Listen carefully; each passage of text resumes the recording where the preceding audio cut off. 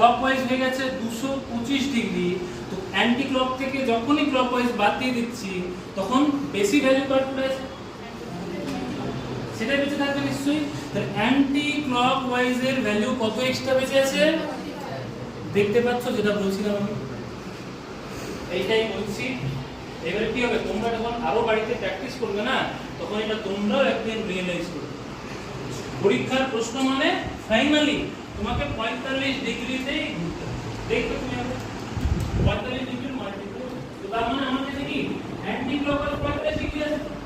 এবার তিনবার ঘোরার থেকে একবার ঘুরে নিয়ে আসো, তাহলে কি করি, একটু সামনের দিকে লাইন টানি, অ্যান্টি ক্লকওয়াইজ 45 ডিগ্রি, ভাবো